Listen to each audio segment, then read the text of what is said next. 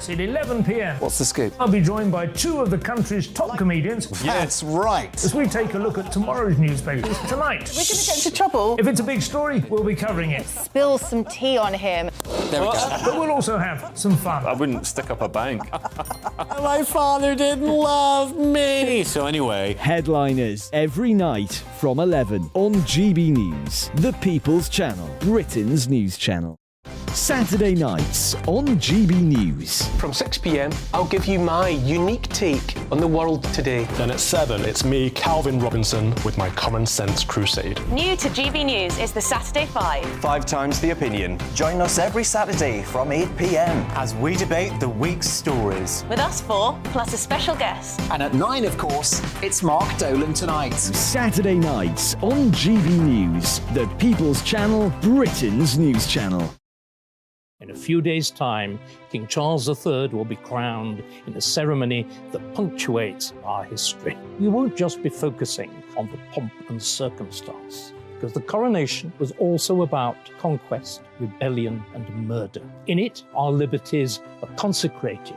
Next week, a special edition of Farage with Professor David Starkey. The Crown, a 1,000-year story on GB News, Britain's news channel.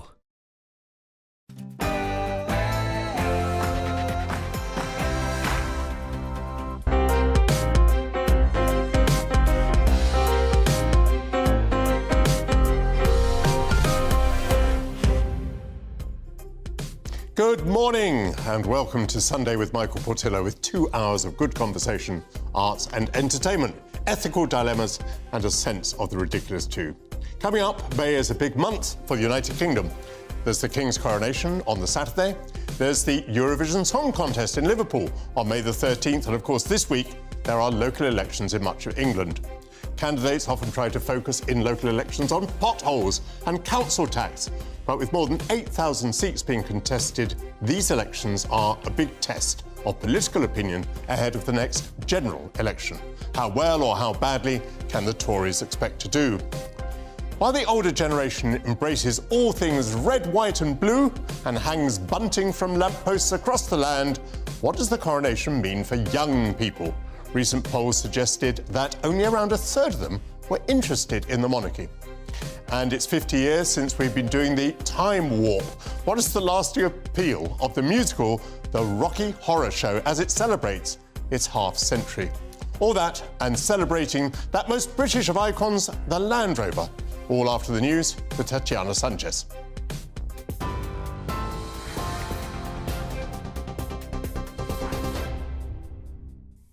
Michael, thank you very much and good morning. It's 2 minutes past 11. This is the latest from the GB Newsroom. The final evacuation flight carrying British nationals has departed Khartoum.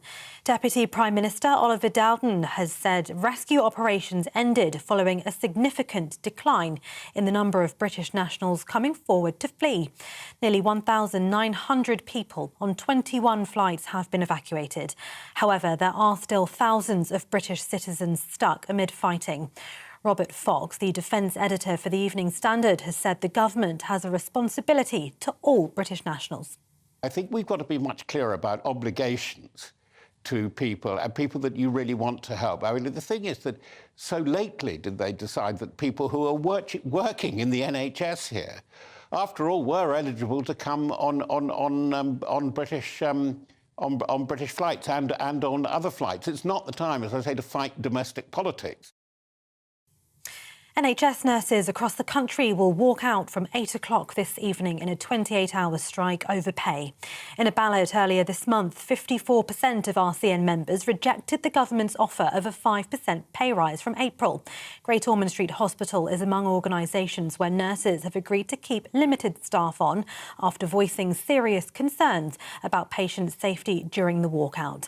NHS England is urging the public to use the health service wisely. It said emergency and urgent care would remain the priority.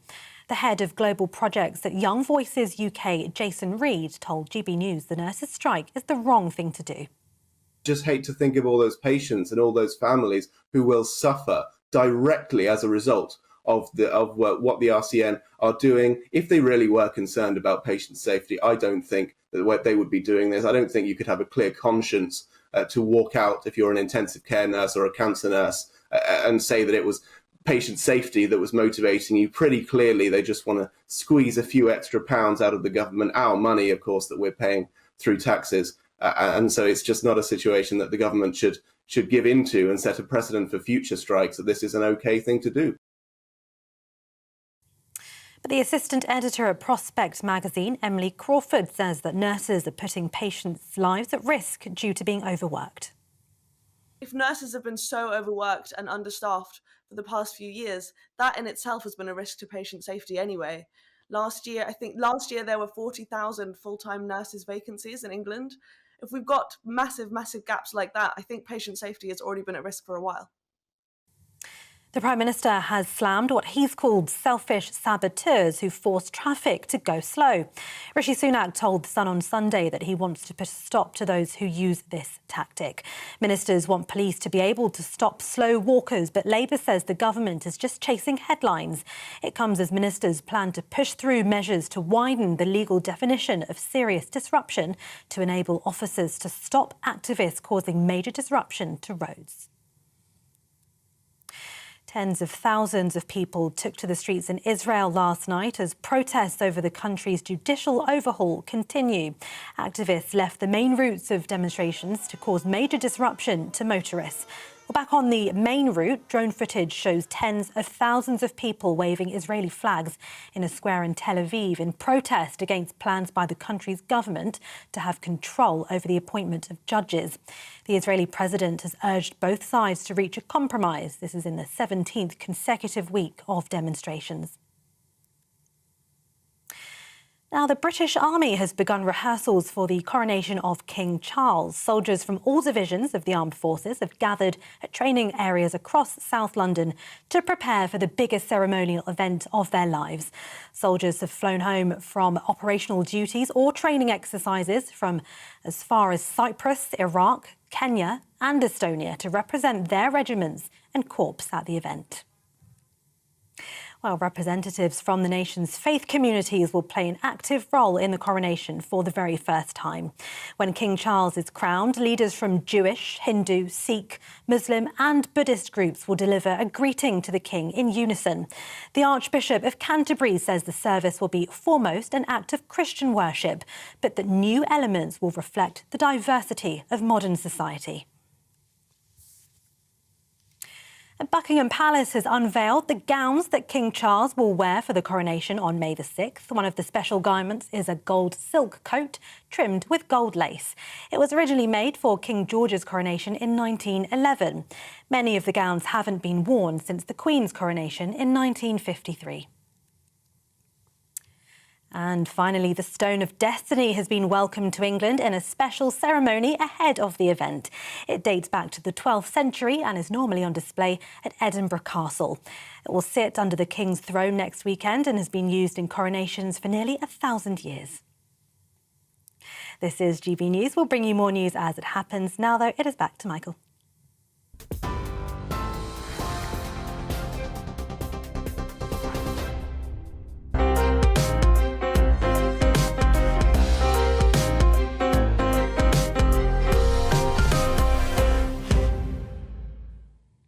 Thank you, Tatiana Sanchez. While the country is distracted by the pomp and history of the coronation, the business of politics continues. This Thursday, much of England goes to the polls in the local elections. For the first time, voters will need to produce photo ID at the polling station in order to make their mark on the ballot paper. The results will be studied as an indicator of how the parties might do in the coming general election, even though that may still be a year away. The comparison is inexact, not least since local elections have a low turnout. Will having to produce an ID deter voters from exercising their democratic right? And when the votes are counted, will the Tories get a kicking? And will more MPs declare that they don't plan to stand again? The government's migration bill is now with the House of Lords, and some are suggesting that they will throw out the clause that allows the government to proceed with its new deterrent measures against illegal migration in the teeth of rulings from the European Court of Human Rights. And more claims of bullying, this time against Health Secretary Steve Barclay. Is the Cabinet really full of bullies, or is there a problem with a civil service? I'm joined now by George Pascoe-Watson, former political editor of The Sun and now chairman of Portland Communications. George, it's lovely to have you here. I remember that in June 2019 there were the European elections and the Conservatives came fifth with 9% of the vote, and then in December of that year they won a majority of 80 in the general election. So my point is that maybe elections that aren't general elections don't tell us much about elections that are general elections. Well, that's right. And of course, you'll have both the Conservatives and the Labour Party and the Lib Dems and the Greens. There's lots of independents running this Thursday night. All of them will claim, for whatever reason, that this is the big moment for them. Or if they don't have a great night, there's a really good reason why. As you say, only a few years ago, these results meant nothing. Really, it's a real tryout for the machinery of a political party. This far out from a general election, as you rightly say, by the way, lots of people think there could be a general election 18 months away. I think you could be right. It could be a year away only. It's a test of the machine. It's a test of how many volunteers you have. You'll need them in a general election to push leaflets through doors, to knock on doors, to garner support. That's a test. It's a test of which parts of the UK are doing well for a political party, where the arguments are not hitting so well, and being able to work out where you put your money, where you put your troops and your resources. So all these things are really what it's about. If you are Keir Starmer, what you really want is what Barack Obama used to call the big mo, the big momentum this close to a general election. If he can show that he's storming ahead and the country is turning red, including, of course, Scotland, then he will feel he's had a brilliant night. The Labour Party are currently doing all they can to suppress expectation. Do you actually expect yourself to learn very much from these elections? Not a lot, is the truth. I think the actual facts are that very few people really come out to vote on local election night, so it's not really a reflection of what's happening nationally. And you mentioned Scotland, which I think is going to be so important to the next general election. Because if the SNP were to take all the seats there, that's one thing. But if Labour gets 20 or 30 seats there, that's something completely different. And one has to imagine that the situation in a year or a year and a half's time for the SNP could be even more nightmarish than it is right now. Well, that's right. I mean, the SNP have had a terrible month since Nicola Sturgeon stood down. And, of course, what they are trying to do is hold on to power in Scotland at all costs. And that may not happen for them. If, and I'm a Scot, you may not know that from my accent and my name, but if Scots, who are traditionally more Labour supporting than anything else, if they go back to the Labour Party thinking that Keir Starmer has a chance of making overall power in Westminster, then I think that's a very bad day for the SNP. It's a good day for the Union, but of course it's a bad day for the Conservatives if that happens. You've mentioned Sir Keir Starmer quite a lot, and he is in the news today via Sue Gray. Sue Gray has agreed to go and work with him. There is an inquiry into Sue Gray's behaviour because it may have been that she took the job with Keir Starmer without going through the procedures that a civil servant needs to go through about warning and consulting and talking to an advisory body. Do you see the potential for a political scandal here that would be embarrassing to the Labour Party? Well, I think there's no doubt, really. I think my sources are telling me that this coming Tuesday there'll be a written statement to the House of Commons where an inquiry into the Sue Gray issue comes up. And I think there is a real danger that she will be in some way reprimanded for not having declared. You're not allowed to declare as a senior you're not allowed to have discussions with other political parties as a senior civil servant without declaring it correctly. And I think the inquiry will find that she didn't do that. There is a danger that she won't be allowed to work for the Labour Party for 18 months or even 2 years. Who is going to pay her wages for 2 years? I think the Conservatives will say that will go to a question about Keir Starmer's judgment, and they will try and do very successfully in driving a media row about this. And that makes life difficult for Sue Gray. It makes life difficult on the question of judgment for Keir Starmer that the Conservatives will go on about. And that's annoying for Labour because the last week or so they've really been driving the narrative quite successfully. And this will stop their momentum and give the Conservatives something to get back in control of the narrative on. I just continue talking about the civil service for a moment. I was quite struck by Anthony Seldon just a moment ago he'd come here to talk about his new book. But he said that Simon Case, the Cabinet Secretary, had taken the civil service to an all-time low. That's quite a statement, isn't it? What did you think of that statement?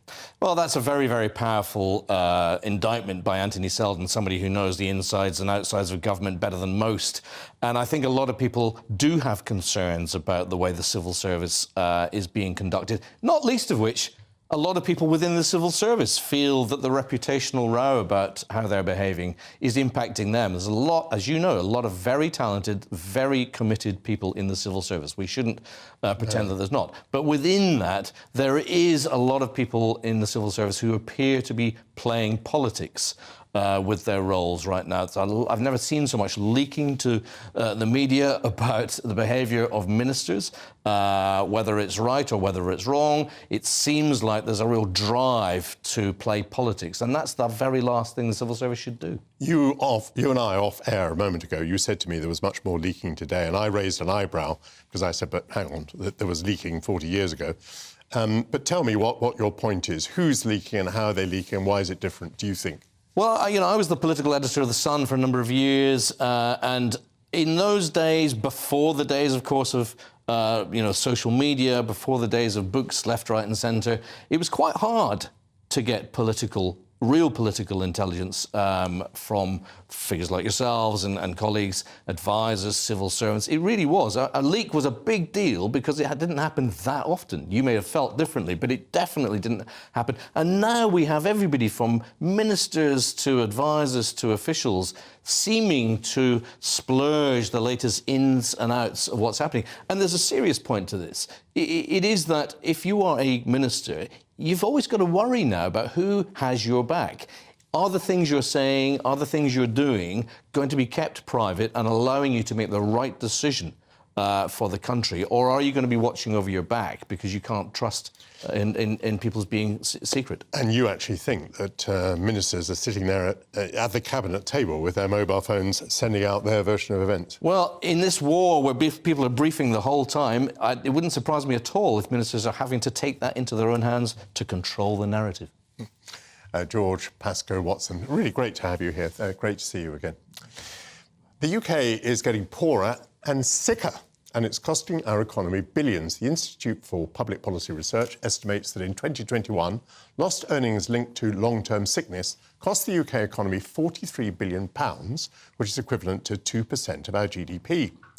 The former Chief Medical Officer for England, Professor Dame Sally Davies, she is now the chair of the IPPR panel that researched and published the findings, wants the government to raise its ambitions and work towards making the UK the healthiest country in the world by 2050.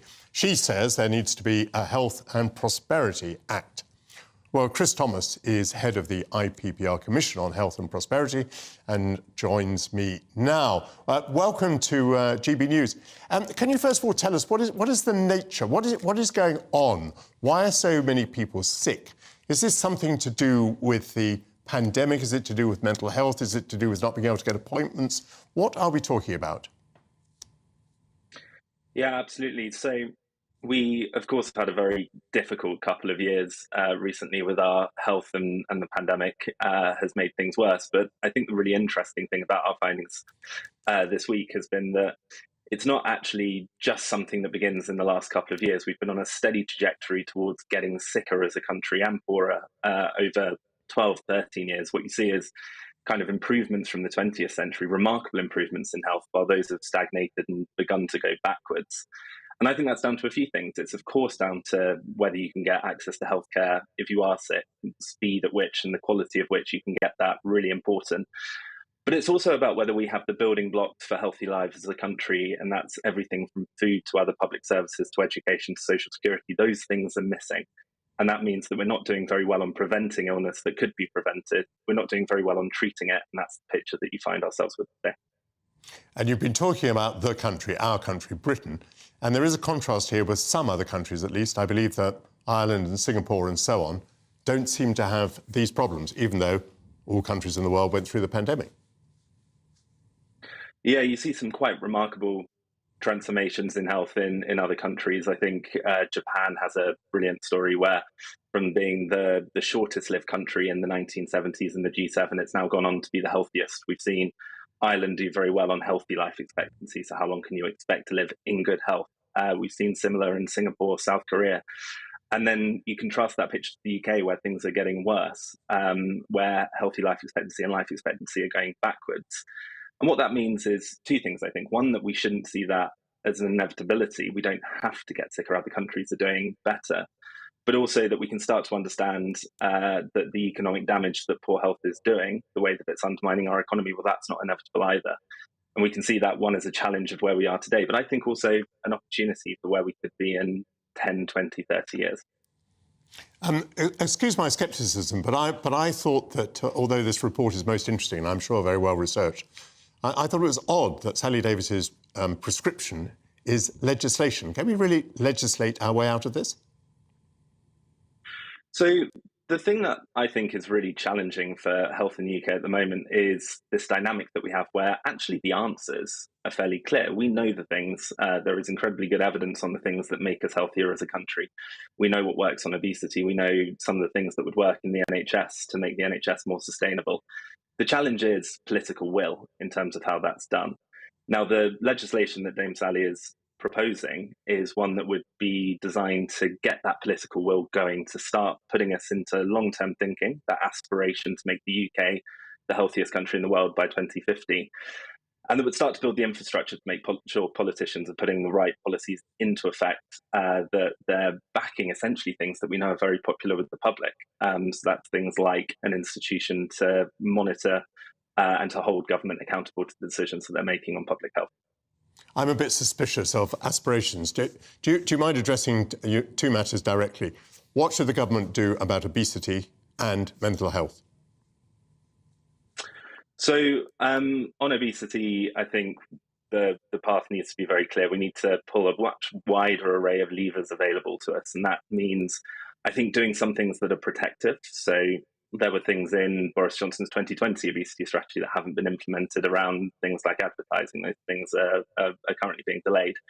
But it also needs to do things to, I think, intervene in the market. At the moment, we have, people will naturally recognise this from their supermarkets. The shelves are dominated by unhealthy foods. It's very hard for healthy alternatives to break into that market. So in this report, we talk about how can we support innovators in the food sector that are creating healthy products to compete with the very well-established ultra-processed foods that we have there today. On mental health, I think there's lots that we can do. We can prevent mental health and mental health problems from occurring. So that's all kinds of things around people's financial circumstances. If you're struggling with your finances, that can have a big knock-on impact on your mental health. It can be about faster access to treatment. We know that a lot of people are waiting up to a year or longer to get the mental health support they need from community mental health services. And it can be about making sure that the economic impact of a mental illness, even if it can't be prevented or treated, there are things we can do to make sure that that shock isn't as big as it currently is. And that can be by working with employers or programs with employers to make sure that people with mental illnesses, they have access to work and the benefits. A friend of mine called Dolly Tice has done research on government obesity policy over the decades, and paraphrasing a bit, but I think broadly speaking what she finds is that the same policy is announced just about every 3 years with no assessment as to whether it can be effective or not, and certainly no monitoring as to whether the policy was effective or not. And I find this very depressing, and I find it a metaphor for government policy in general, not just on obesity. I've kind of given up entirely on the idea that government can do anything properly at all. Do you share my, my depression?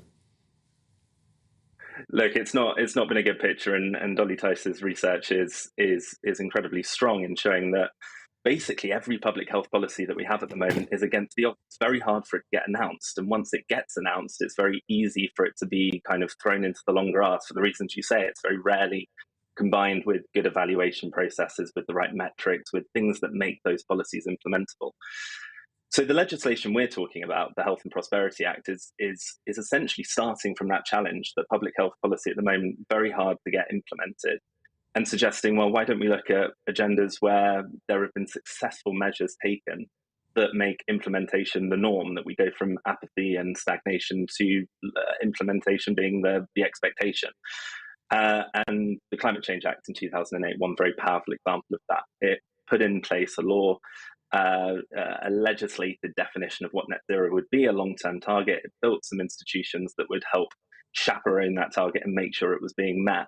I think if we treated health in the same way, we would potentially be far better at breaking the kind of doom loop cycle that people like Dolly Tice have so excellently documented, and make implementation the thing that happens, rather than kind of the very dangerous situation we're in now, where there's lots of announcements but nothing actually changes. Well, I think I continue to raise my eyebrow a little bit at some of what you're saying, but nonetheless, Chris Thomas, thank you very much for being with us, and congratulations on your work. You're watching Sunday with Michael Portillo on GB News, Britain's news channel. Coming up, the coronation will be filled with pomp and ceremony and also music. We'll meet one of the UK's most admired composers who's written a piece for the coronation ceremony. That's after the break. It's all about family, being in people's living rooms, all the interaction and getting to know who our viewers and listeners are. When I was young, my dad used to say, "Nana, stop arguing." I wanted an outlet that would enable me to give my opinion. People are going through a really hard time right now, and I know that you don't feel like you're being listened to by the establishment. I came to GB News because it's the People's Channel, and I want the audience to have their say on the events of the day. We're dynamic. We do something different. Democracy shows that the wisdom of the nation is in its people. I get to travel to find out what the story is from a personal perspective. The British people aren't fools. We know when we're not being told the full story. We've got to work out how Britain moves forward from this. It's the best country in the world. The establishment had their chance. Now we're here to represent your views. Britain's watching. Britain's watching. Britain's watching. We're proud to be GB News. The People's Channel. Britain's news channel. So Jubes & Co, we tackle the issues of the day with real robust debate, both sides of the fence, battling it out with me in the middle with my forthright opinions and views. And often really interesting things happen because you start with a position and then by the end of the debate you find actually, well, I might not have thought about that one. What we need in this country is 2 new political parties. You should maybe think about doing a 2024 calendar. I'm Michelle Dewberry and I'm keeping you company right through until 7 o'clock this evening. GB News, the People's Channel, Britain's watching. Start the day with GB News. We catch up on all the big stories you didn't hear the night before. And take a look at what the world's talking about this morning. That's right, Monday to Thursdays from 6 o'clock. It's Breakfast with Eamon and Isabel. Straight after breakfast, join us, Bev Turner and Andrew Pearce. We're going to take you through till noon. We'll be tackling the big topics of the day, including the things that the other channels just won't talk about. If it's happening here. Wake up to mornings on GB News, the People's Channel. Britain's news channel. I'm Simon Evans. Join me on GB News for Headliners at 11 p.m. What's the scoop? I'll be joined by 2 of the country's top comedians. That's right. As we take a look at tomorrow's newspapers tonight. We're going to get into trouble. If it's a big story, we'll be covering it. Spill some tea on him. There we go. But we'll also have some fun. I wouldn't stick up a bank. My father didn't love me. So anyway. Headliners every night from 11 on GB News, the People's Channel, Britain's news channel. Saturday nights on GB News. From 6 p.m, I'll give you my unique take on the world today. Then at 7, it's me, Calvin Robinson, with my Common Sense Crusade. New to GB News is the Saturday 5. 5 times the opinion. Join us every Saturday from 8 p.m. as we debate the week's stories. With us 4, plus a special guest. And at 9, of course, it's Mark Dolan Tonight. Saturday nights on GB News, the People's Channel, Britain's news channel.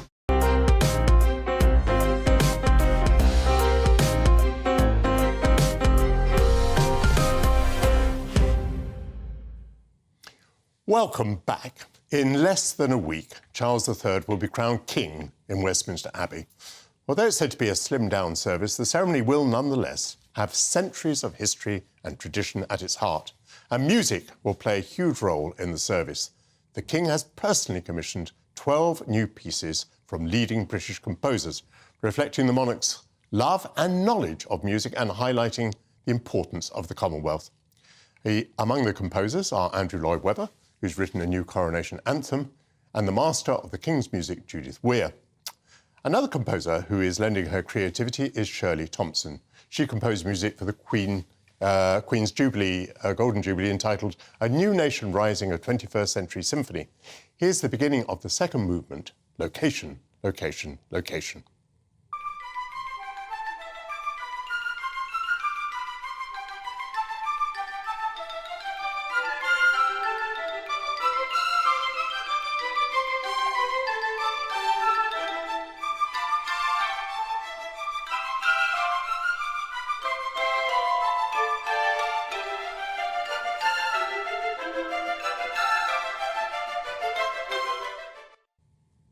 I'm delighted that Shirley Thompson joins me now, together with friend of the programme, Julian Lloyd-Webber.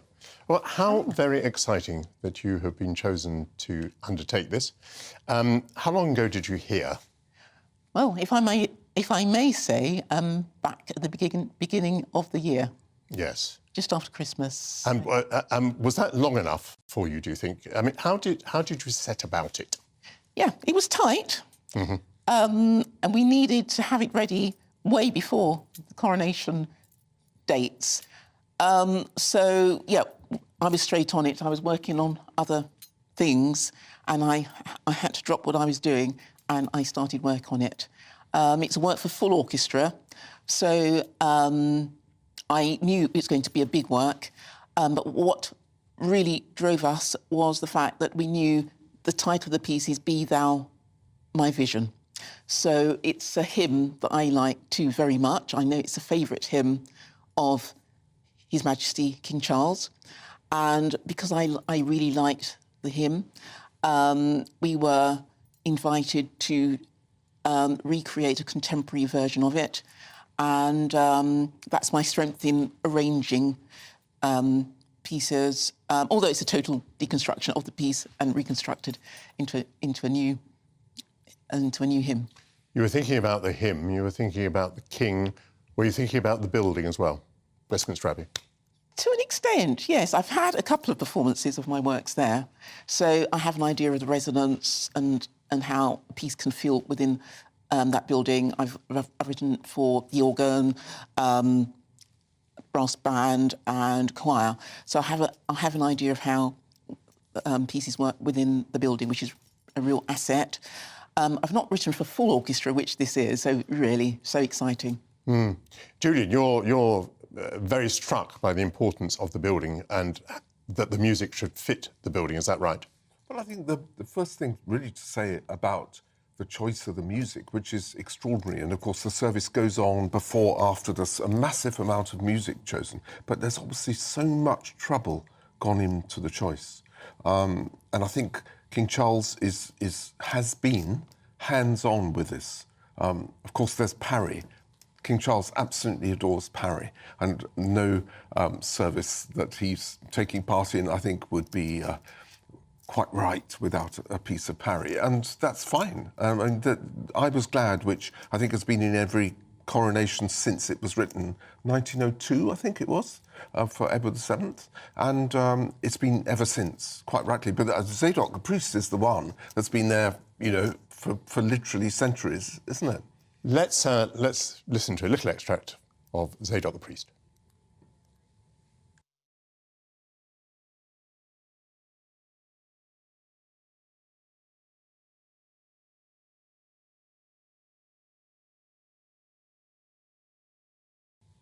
That was a bit too much for us. It is loud. So Zadok the priest, I was glad. Did you think about these other pieces that were going to be played that day? Did you ever think, Shirley, about how they fitted together?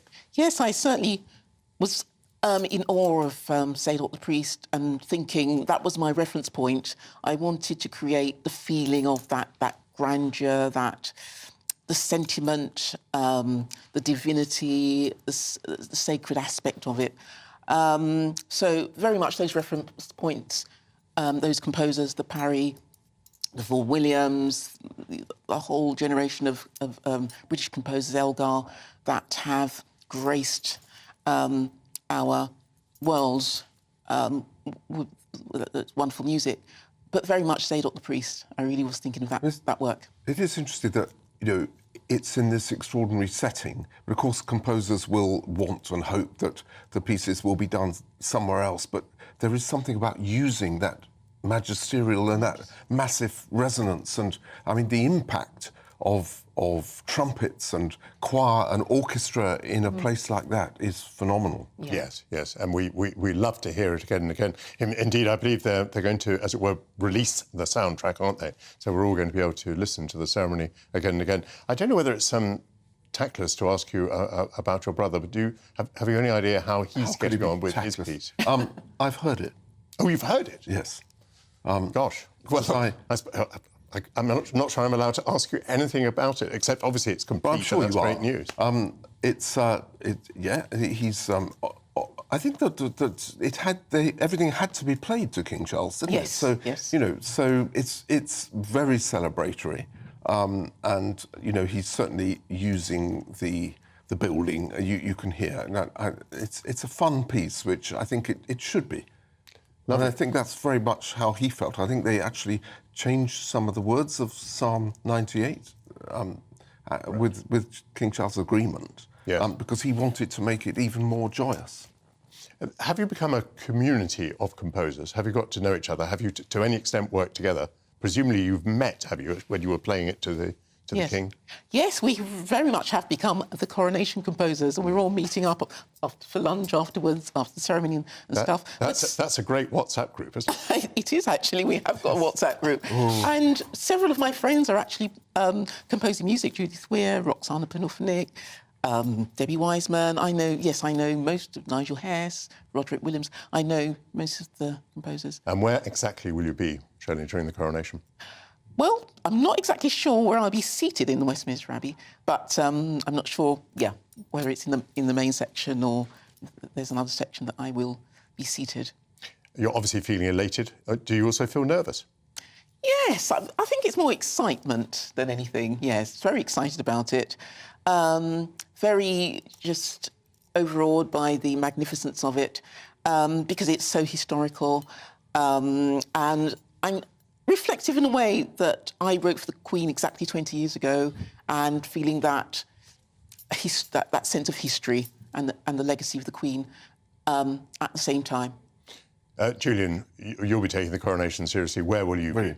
I'm watching. Well, I'll be watching. I'm not exactly sure where, but I'll be glued. And what I think's so impressive, though, about this choice of 12 composers, I was reading about one of them, Tariq O'Regan, and King Charles heard something he wrote in Lincoln Cathedral in 2006. And he remembered and commissioned him for this. I think that's actually really impressive. That is marvellous. You're just tucking away these little references, things that appeal to you over the years. So it really does have the King's personal stamp. Many thanks indeed to Julian Lloyd-Webber and to Shirley Thompson. And Shirley Thompson's opera, Women of the Windrush, will be touring this summer across the United Kingdom. For many of us, this will be the first time that we experience a coronation giving Her Late Majesty's long reign. I was 7 days old at the time, and my recollections are a bit fuzzy.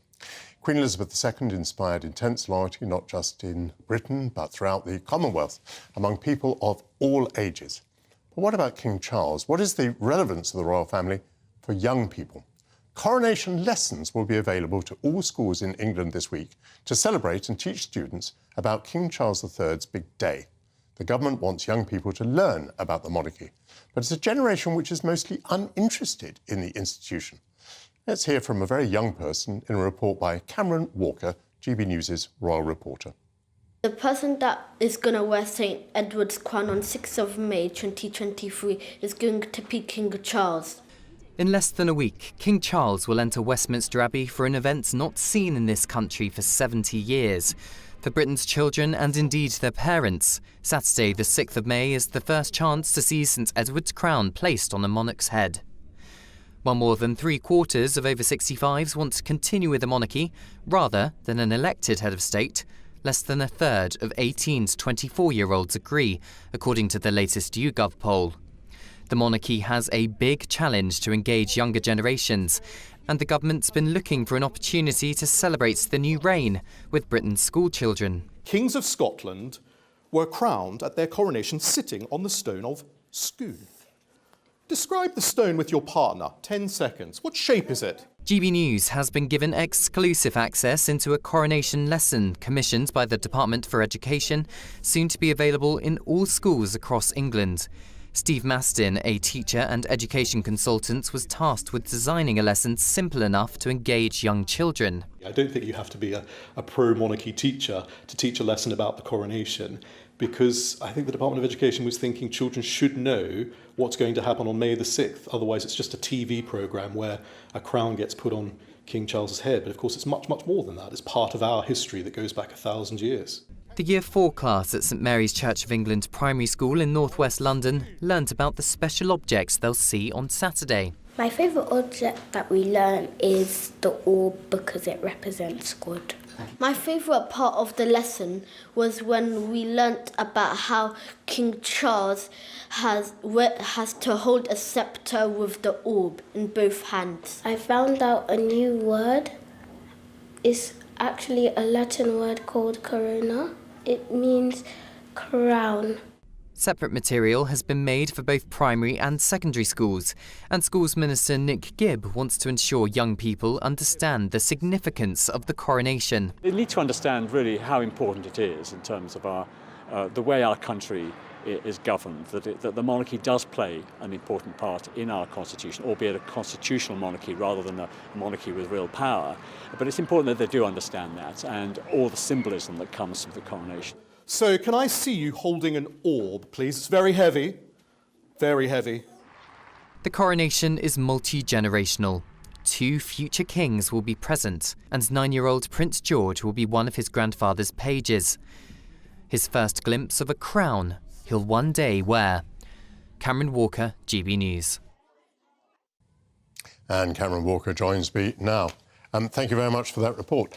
How concerned do you think the monarchy is about the lack of support amongst younger people? I think they certainly see it as a challenge. You just have to look at the opinion polls. You saw one in my reports there suggesting that less than a third of 18 to 24-year-olds wish to replace, do want to keep the monarchy rather than an elected head of state. 75% of people aged 18 to 24 saying they do not care very much or at all about the coronation that's happening on Saturday. I think what they're doing to counteract that, perhaps, is by focusing on engagements which really interest or involve young people, particularly the Prince and Princess of Wales, their work on the environment, conservation, of course, topics which we know from opinion polls young people really, really care about. But clearly it is a challenge that polls consistently suggest that young people are disinterested in the monarchy in the 21st century. The Conservative Party, the BBC, the monarchy has this issue with attracting young people. And certainly in the Conservative Party, it used to be said, well, don't worry too much about this, because as people get older, they tend to become conservative. And the same might be true, I suppose, of monarchists, that they're more likely to be older and that this will happen again and again. But I think John Curtis this morning was saying that the figures for young people are a great deal lower than they were, say, 20 years ago.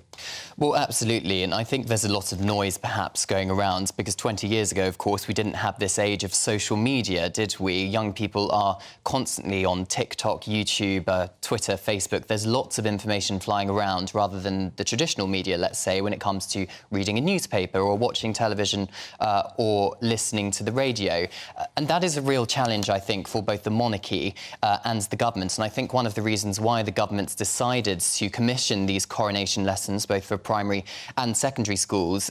Nick Gibb, actually, the Minister for Schools, told me that it's not about enforcing a pro-monarchy view on Britain's young people. It's about presenting them with the facts in order for them to make up their own mind. And I think we'll perhaps have to wait and see as King Charles moves on from his coronation and moves on throughout his reign, and then as we go into Prince William, Prince George, etc., whether or not the opinion polls change for that age group.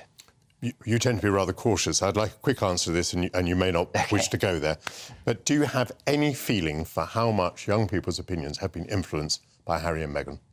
I think perhaps they certainly have been. I think maybe more international, Americans, etc., because Harry and Meghan have, of course, moved over there. I think the challenge is for William and Catherine, actually, in particular, to really try and engage young people and try and ignore the noise that's on social media. Cameron Walker, thank you very much indeed, and best wishes to you on the coronation. You'll have a lot of work to do, and we look forward to hearing from you again and again. Thank you. All this coming week, GB News will be live from Buckingham Palace ahead of the coronation. Coming up, It's 50 years since Frankfurter first taught us the time warp. Just what is the lasting appeal of men in corsets? That's after the break. I joined GB News because I was sick and tired of not hearing my views being represented, not just mine, but so many people that I knew and spoke to. I just couldn't get my voice out there. I couldn't say anything, I couldn't do anything. Whatever the narrative was, I kind of had to follow it. GB News is there to provide a voice for those who have been ignored by the establishment media. We think different things, we've got a different style. GB News is here to be optimistic and positive about the future. It's real kind of dynamic and flowing, with the audience very much at the heart of it, like a big family. Here at GB News, we talk about the things that matter to you. Hearing the voices from right across our towns and cities, especially our towns. All sides of the argument represented with a heavy dose of opinion. We're on a mission here to make a difference. And the GB News family really is here for you, and whatever time of day you can watch or listen. Britain's watching. Britain's watching. We're proud to be GB News. The People's Channel. Britain's news channel. Westminster is going around in ever-decreasing circles, followed by the media. Britain is broken. How on earth did we get into this mess? But more importantly, how do we get out of it? Join me at 7 p.m, Mondays to Thursdays on Farage. Here on GB News, we will have open, rational debate. We've got to work out how Britain moves forward from this. Join us here on GB News, the People's Channel. Britain is watching. You've probably seen politicians interviewed 1,000 times, but we do it differently. We find out who they really are, we don't shout, we chat, and hopefully we bring a bit of light, not just heat. Did you know Kate Moss? Apparently. Do you have a pair of jeans or a pair of jeans? No, of course I don't. What would I do with them? My friends are like, oh my God, what's she doing now? Join me every Sunday at 6 for Gloria Meets, only on GB News, the People's Channel, Britain's news channel. I'm Jacob Rees-Mogg, the Member of Parliament for North East Somerset and a former government minister. For years, I've walked the corridors of power in both Westminster and the City of London. We need to have the arguments, the discussions on how we make it better. Crop failures, famine, war, suffering on a scale completely unimaginable. We are putting the cart before the horse. As Charles I said at the scaffold, he was the true defender of liberty. Yeah, I've completely derailed the conversation. Join me Monday to Thursday at 8 p.m. on GB News, Britain's news channel. New to GB News is the Saturday 5. Join us every Saturday from 8 p.m. as we debate the week's stories. Right, folks, that was a spicy one, wasn't it? With us four, plus a special guest. Sometimes she has to stick her foot in it. Sometimes she has to say things as they are. Sometimes I think we should keep the refugees and send the pensioners to Rwanda. Then we'd be in a much better state. Well, Benjamin, that is The Saturday 5. Saturday nights from 8. Only on GB News, the People's Channel. Britain's news channel.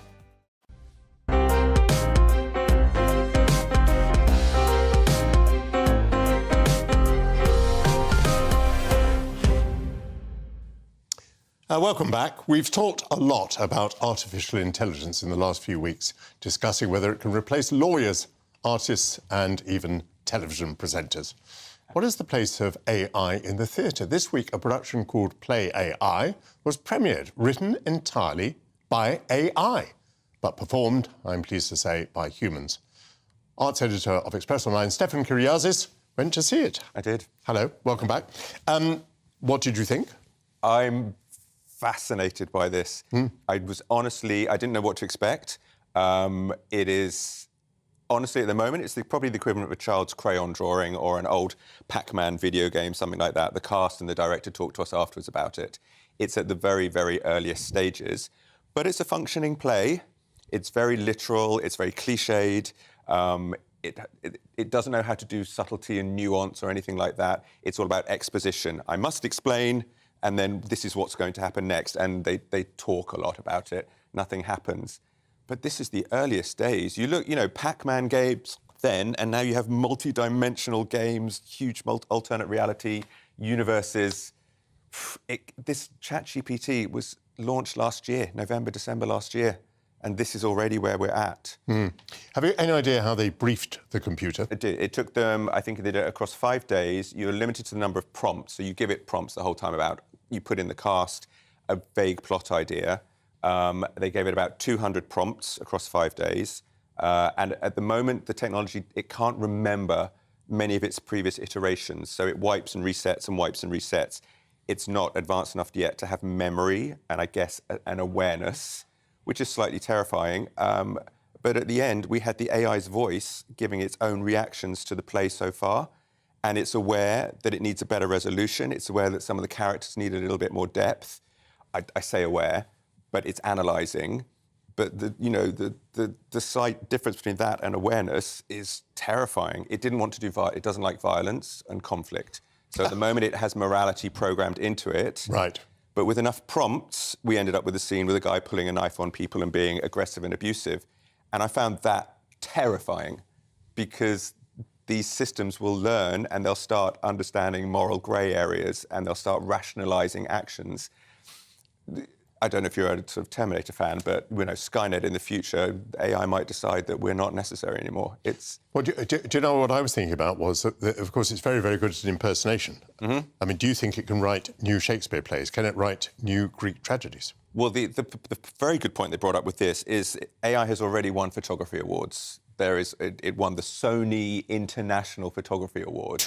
That was this month. There's an International Songwriting Award, and the director made the point that photographs and music are freely available across the internet everywhere. At the moment, theatre is not. You can't freely read Shakespeare in anything you like. So the AI doesn't have the resources. If it can go through every play ever written and all the analysis of the plays and all the critical comments, and it can put it all together, yes, quite possibly. Yeah, I don't see why not. We're just going to change the mood a little and talk about the Time Warp. The Rocky Horror Show first opened in London in June 1973, and it holds the record for the longest continuous run of a contemporary musical anywhere in the world. It's been seen by over 30 million people worldwide in more than 30 countries, and it's been translated into 20 languages. Let's remind ourselves of what it's all about with this trailer. It's astounding! Time is fleeting! Madness takes its toll. But listen closely. Not for very much longer. I've got to keep control. I remember during the time warp, drinking those moments when the blackness would hit me and the void would be calling. Let's do the time warp again. Let's do the time warp again. And Stefan, you've used that opportunity to change your garb. What on earth are you wearing and why? I'm off to Tesco's afterwards, Michael, so I just thought I'd slip into something convenient for that. This is what we do. This is Rocky Horror. It's audience participation.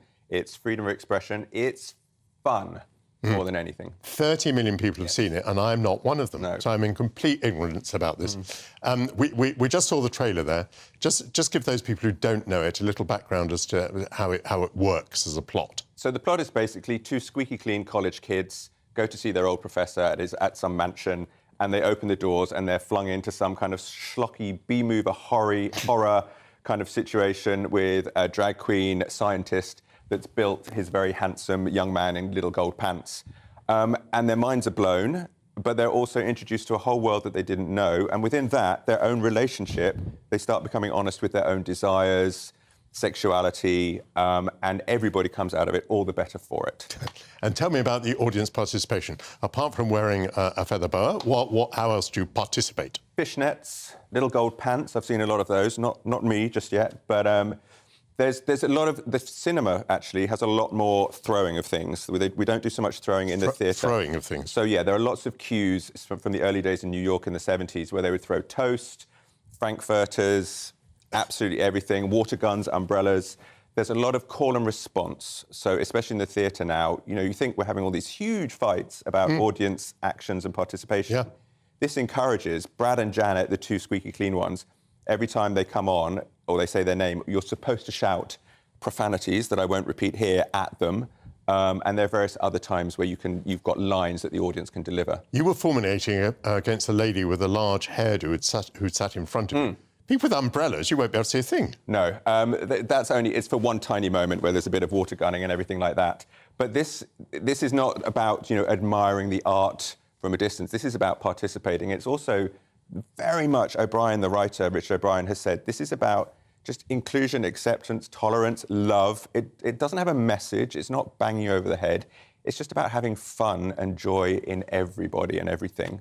Stephen Kyriazis, what a fantastic testament that is to that show, the Rocky Horror Show. You are watching Sunday with Michael Portillo on GB News, Britain's news channel. Coming up, more Sunday conversation, including should the arts funding be the responsibility of the taxpayer? That's after the weather. Hello and welcome to your latest weather update from the Met Office. I'm Marco Petagna. Showers will start to ease across the UK over the next few days. The weather will quieten down, certainly towards the middle of the coming week, before rain arrives from the southwest once again later. It's this area of low pressure, the occluded front, moving out towards the east, taking its showers with it, allowing a ridge of high pressure to build in for a time as we go through the coming week, before low pressure here out towards the west arrives later, bringing further rain in from the southwest, certainly from Thursday onwards. Back to the detail for this evening and overnight, and we have a thunderstorm warning in force across Northern Ireland, southern parts of Scotland until 9 o'clock this evening. Those showers are starting to ease across northwestern areas overnight, with more in the way of clear spells around here. But notice still quite a few showers across central or eastern parts of England, and some showery rain also moving south into parts of northern Scotland. In the clear spells out towards the west, temperatures could locally get down into low single figures, but generally holding up in the range 6 to 11 Celsius. As for Monday, Bank Holiday Monday, of course, quite a few showers still to contend with across central, southeastern parts of England, some heavy ones here in the afternoon, and some showery rain also moving south across parts of Scotland through the day. Whereas out towards the west and southwest, a much better day here than on Sunday, more in the way of sunshine around. And in the sunshine, temperatures still doing quite well for the time of year, up to 18 or 19 degrees down towards the southeast. Still chilly though towards the far northeast of Scotland. As we go through the evening and overnight period on Monday, still some showers to contend with out towards the far east of the UK, but becoming fewer and further between. 1 or 2 showers still towards the far northeast there as well. But on the whole, it's a drier picture, more in the way of clear spells around. And notice the blue colours there on the chart indicating some chilly temperatures for parts of Scotland by Tuesday morning. Tuesday itself looks a quieter day, a ridge of high pressure starting to build in from the west, so more in the way of sunshine around. 1 or 2 showers mainly confined towards the far northeast, perhaps some cloud across southern Scotland, parts of northern and central England, but on the whole, certainly more in the way of bright weather around, and temperatures still doing quite well in the sunshine, with further sunshine to come on Wednesday across the UK before rain arrives from the southwest later in the week. That's it, bye-bye. I'm Jacob Rees-Mogg, the Member of Parliament for North East Somerset and a former government minister. For years, I've walked the corridors of power in both Westminster and the City of London. We need to have the arguments, the discussions on how we make it better. Crop failures, famine, war, suffering on a scale completely unimaginable. We are putting the cart before the horse. As Charles I said at the scaffold, he was the true defender of liberty. Yeah, I've completely derailed the conversation. Join me Monday to Thursday at 8 p.m. on GB News, Britain's news channel.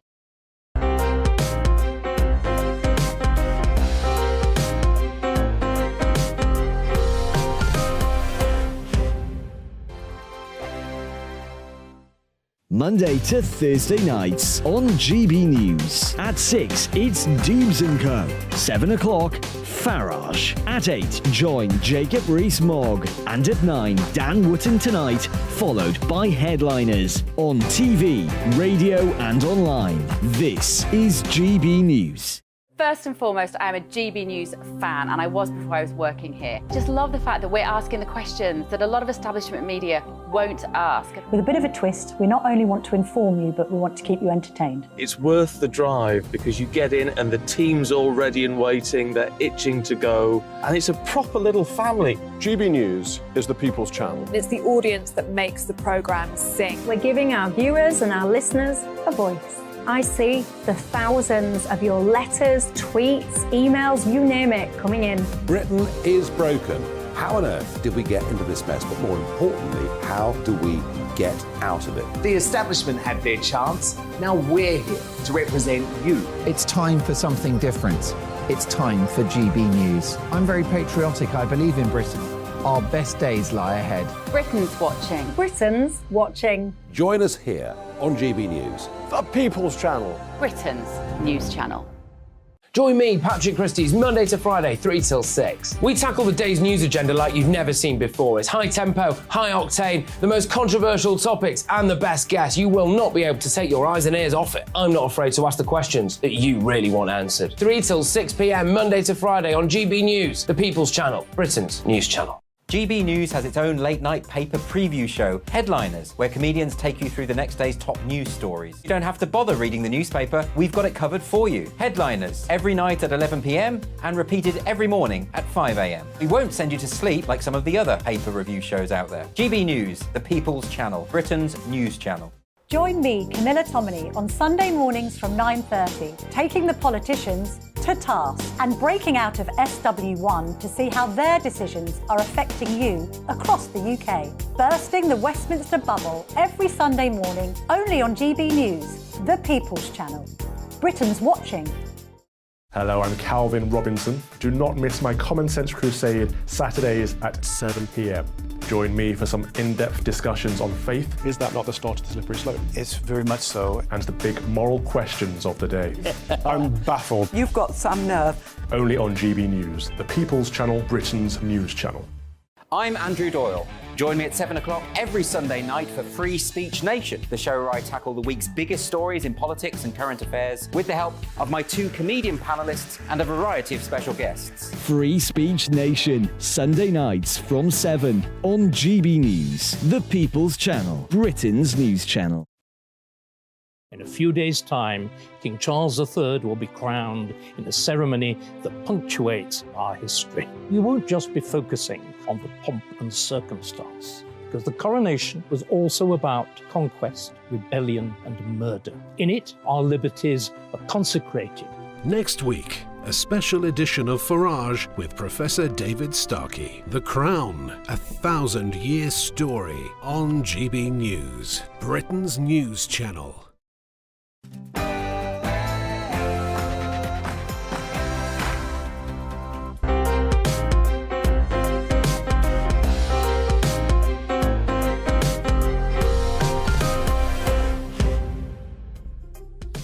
Good afternoon and welcome to the second hour of Sunday with Michael Portillo with more conversation, arts and entertainment.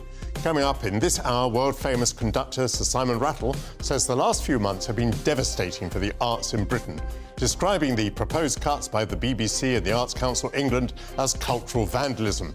Is it right and is it wise for the arts to expect to be funded by the taxpayer? What next for the BBC after the resignation of Chairman Richard Sharp? Can Auntie move forward paid for by a tax when we can consume our news and programming from across the spectrum of the internet?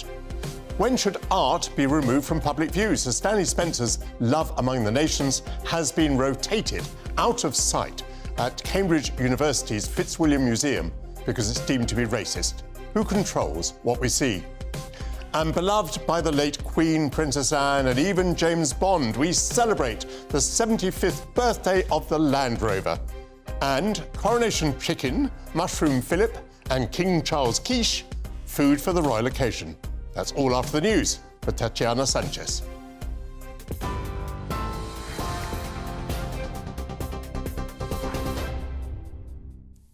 Michael, thank you very much and good afternoon. It's 2 minutes past 12. This is the latest from the GB Newsroom.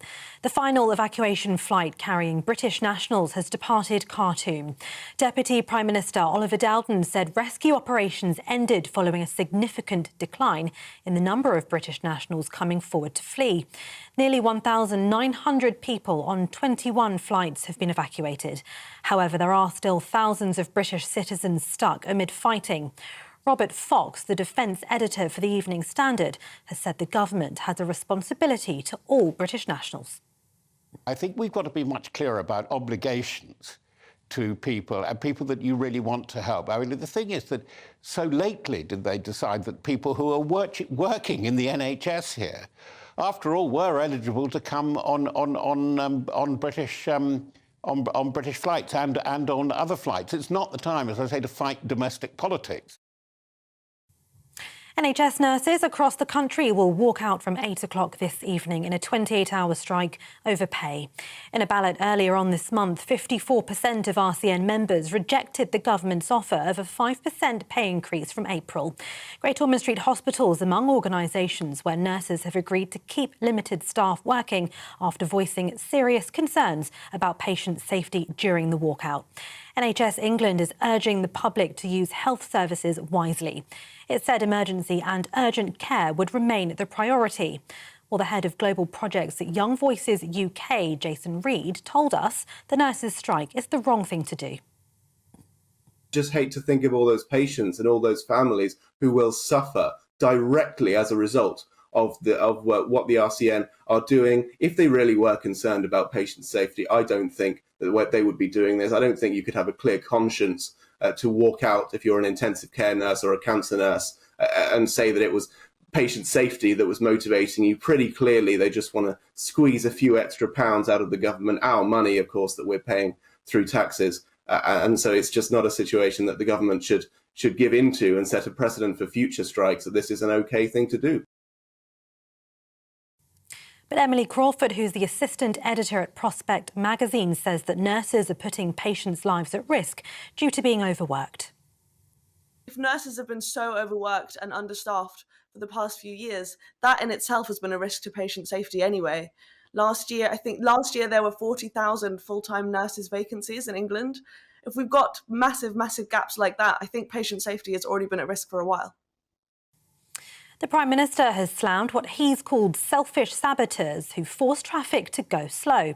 Rishi Sunak told The Sun on Sunday that he wants to put a stop to those who use this tactic. Ministers want police to be able to stop slow walkers, but Labour says the government is just chasing headlines. It comes as ministers plan to push through measures to widen the legal definition of serious disruption to enable officers to stop activists causing major disruption to roads. Tens of thousands of people took to the streets in Israel last night as protests over the country's judicial overhaul continue. Activists left the main routes of the demonstration to cause major disruption to motorists. Back on the main route, drone footage shows tens of thousands of people waving Israeli flags in a square in Tel Aviv in protest against plans by the country's government to have control over the appointment of judges. The Israeli president has urged both sides to reach a compromise in the 17th consecutive week of demonstrations. Now, the British Army has begun rehearsals for the King's coronation. Soldiers from all divisions of the armed forces have gathered at training areas across South London to prepare for the biggest ceremonial event of their lives. Soldiers have flown home from operational duties or training exercises from as far as Cyprus, Iraq, Kenya and Estonia to represent their regiments and corps at the event. Representatives from the nation's faith communities will play an active role in the coronation for the very first time. When King Charles is crowned, leaders from Jewish and Hindu, Sikh, Muslim and Buddhist groups will deliver a greeting to the King in unison. The Archbishop of Canterbury says the service will be foremost an act of Christian worship, but that new elements will reflect the diversity of modern society.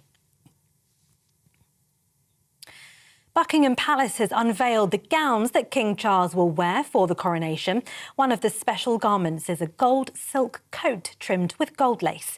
It was originally made for King George V's coronation in 1911. Many of the gowns haven't been worn since the Queen's coronation in 1953. And finally, the Stone of Destiny has been welcomed to England in a special ceremony ahead of the event. It dates back to the 12th century and is normally on display at Edinburgh Castle. It will sit under the King's throne next weekend and has been used in coronations for nearly 1,000 years. This is GB News. We'll bring you more news as it happens. Now it's back to Sunday with Michael Portillo.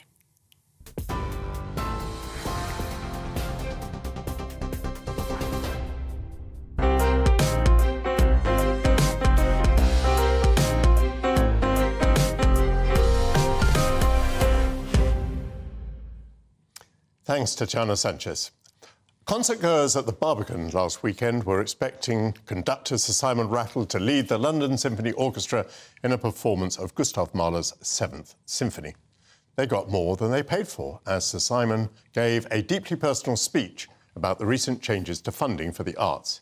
He said that the cuts by the Arts Council and the BBC were cultural vandalism, adding, "We're in a fight and we need to ensure that classical music remains part of the beating heart of our country and our culture, and of our country and our culture." I think he repeated it. Is it healthy for the arts to be funded by the taxpayer? Dr. Jamie White is from the Institute of Economic Affairs and he joins me now. Welcome to the programme. King Ludwig II of Bavaria, who was the sponsor of Richard Wagner, believed that the principal role of the state was the promotion of the arts. I think he was probably unique in this respect.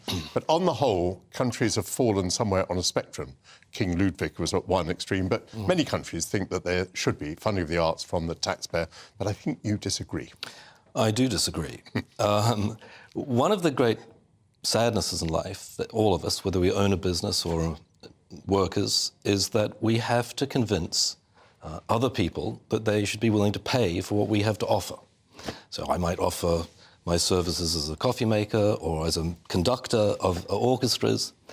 And, you know, if I can't find enough people who are willing to pay what I have to offer, well, I'm out of luck. And there's always a great temptation to say, well, wouldn't it be better if people were forced to buy what I have to offer, which is what tax funding is, right? So you don't have to find willing customers. You have to convince a politician that you should be paid, and then the politician threatens to put people in prison if they don't hand over their money, and gives it to you.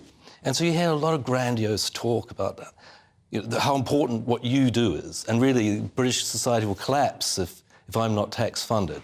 But it's extremely self-serving and really quite outrageous if you think about it. I mean, if I were to think, you know, I write stuff about economics and politics and so on, imagine I would stand up and say, you know, it's a great tragedy that people aren't imprisoned if they won't pay for what I have to offer. You'd just laugh at me. I suppose, of course, governments provide infrastructure of all sorts because this is a general benefit. So they contribute to railways and they build roads and so on. And I suppose the argument might be that there's a sort of cultural infrastructure. There's something about excellence that is worth supporting. Well, I think excellence will get supported.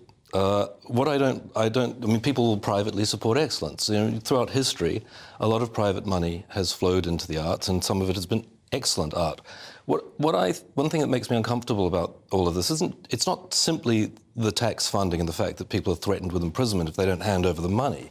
It's that you can't have state-funded arts without somebody deciding what is worthy of that funding.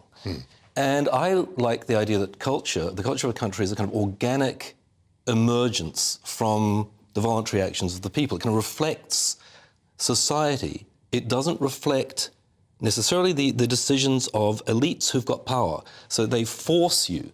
I mean, who decides what is important to British culture?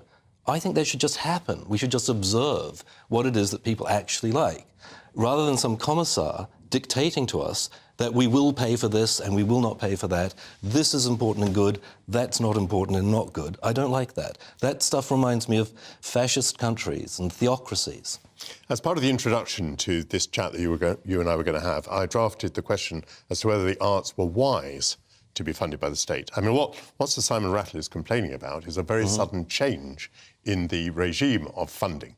I mean, in a way, he's complaining about a point that you're making, which is that there is a Tsar somewhere who's making decisions, and these are not decisions that Sir Simon Rattle likes. I wonder then if you also make the argument that the arts lead themselves into a trap if they do rely on state funding. I'm a great opera fan, and I was sorry that Arts Council England at one time withdrew all the funding from the English National Opera. But on the other hand, we were talking about £12 million a year or something, and I was somewhat dismayed that it appeared that that was the end of the matter, that was just the plug was pulled. It didn't seem like the E&O thought it had an option to raise that money privately. And, of course, in the United States, this would be laughable because, you know, major opera companies are supported by enormous donations. A long, rambling question, but do you think the arts themselves get themselves into a trap here? I do. I think that it's not just the arts. As a general, if something is government funded, people tend to think, well, that's not for me to contribute to that. The government looks after that, and after all, I pay my taxes. In the United States, where there isn't so much of this kind of thing, there's a much bigger culture of charitable giving. Partly also there are bigger tax breaks for charitable giving. But I do think that dependence on the state isn't just wrong. I think it's bad for the entity that becomes dependent on the state, because instead of being dynamic and creative and doing all the things that they should be doing, they're always thinking, what do I need to do to please the politicians? And of course, there may be nothing you can do, because, you know, they come in and out of fact. You know, politicians change. Some of them won't like you. I mean, here's a good example of what state funding does to corrupt everybody, I think. At the Tory party conference, you'll see a whole lot of companies up there going on about levelling up, how they're all into levelling up. Well, why are they suddenly into levelling up? It's because they're trying to please the government, because they know there are goodies to be had if you please the government. And so I think it's terrible for the arts that they've got the government at the back of their mind. They should just be thinking about, you know, the work, the creation. The church is the same, to ramble. I mean, in the United States, there's no state religion. We don't have a Church of England, but religion's very dynamic and alive there. Where the state gets involved, it kind of dies. I think it's a touch of death. Jamie White, thank you very much. I certainly think that arts lovers in this country are encouraged to be lazy about giving because of the fact that it is taxpayer funded. And I think many of us who love the arts actually give a great deal less of our own personal money than probably we ought to. We just don't have that culture of private fundraising. Thanks again to Jamie White. The BBC is always making news. First, the Gary Lineker tweet, the craven surrender to him by BBC management, and now the resignation of the chairman of the BBC board, Richard Sharp. He quit on Friday after criticism that he had not made clear during the vetting process that he had smoothed the way with a man who loaned £800,000 to Boris Johnson. With the position now vacant, what sort of appointee is needed? The BBC is mainly funded by the licence fee. Is that model sustainable in an age of viewer choice? And will its income hold up as many cease to consume the BBC at all? Perhaps it needs a chairman who will force the corporation to think beyond the licence fee. David Elstein is the former chief executive of Channel 5 and a former director of programmes at Thames Television, and he joins me now. David, it's lovely to see you. Welcome to the programme. Thank you, Mike. The question I've sort of raised there, should the BBC be looking for a new chairman of the board who will encourage it to think about alternatives to the licence fee? Well, funnily enough, I thought that was one of the things Richard Sharp was meant to have been doing as chairman, bringing his experience of fundraising and fund management from his many years at Goldman Sachs. I don't think one non-executive appointee can convert a 22,000 station with 100 years of dependence on the licence fee to a new way of trying to fund itself. And of course, what Jamie White was just saying applies in spades to the licence fee, which is if you're forced to pay for something, you are in effect being deprived of any kind of choice. And my personal view, and it's been my view for nearly 30 years, it's not a popular view at the BBC, is that the BBC itself would be much better off if its commercial content were funded by commercial revenues, primarily subscription. And we have seen endless examples of how well subscriber-funded programming can flourish. And its public service content needs to be funded at arm's length by a public service fund. To that extent, I don't agree with Jamie White. There are all kinds of valuable content that the market either doesn't provide at all or doesn't provide in sufficient quantity. It may not be that much. It may be only a few £100 million a year. The BBC currently derives £3.5 billion a year for licence fee, but most of that should be replaced by subscription and other commercial funding. You've hinted at this point, David Elstein, but let me kind of make it very, very clear that many people who say to the BBC, look, you need to think of an alternative to the licence fee, it is not because they're anti-BBC, it's actually because they are pro-BBC and they're worried that the BBC is not going to survive unless it thinks about another way of funding itself. I've made this comparison that it's like a polar bear sitting on a receding block of ice, because we can see that young people are not consuming the BBC and therefore are not willing to pay the licence fee. We can see that the government is not going to allow criminal sanctions against the licence fee. The government may turn itself against the licence fee. To cling to the licence fee seems to me to condemn the BBC to some sort of doom. Do I exaggerate? I think you do. Look, the licence fee has lasted for a long time. I think it's still got some years to go. Not my personal preference, but that's my assessment. And I'm pretty sure that even Tim Davie, former Tory candidate for Hammersmith Council, is looking forward to the next general election and the arrival of a more sympathetic government in the shape of Keir Starmer's Labour Party. So it's not good for the BBC. It's not terrible for the BBC. The trends you're talking about are decades long. I mean, it's not going to be in the next 5 years that enough people stop paying the licence fee, that the licence fee system collapses. Look, you could have 30% refusing to pay the licence fee. The BBC simply cuts its cloth according to its income and just does less. But it won't let go of nurse for fear of something worse. And the trouble is, it just doesn't have enough confidence in its ability to survive in a competitive world.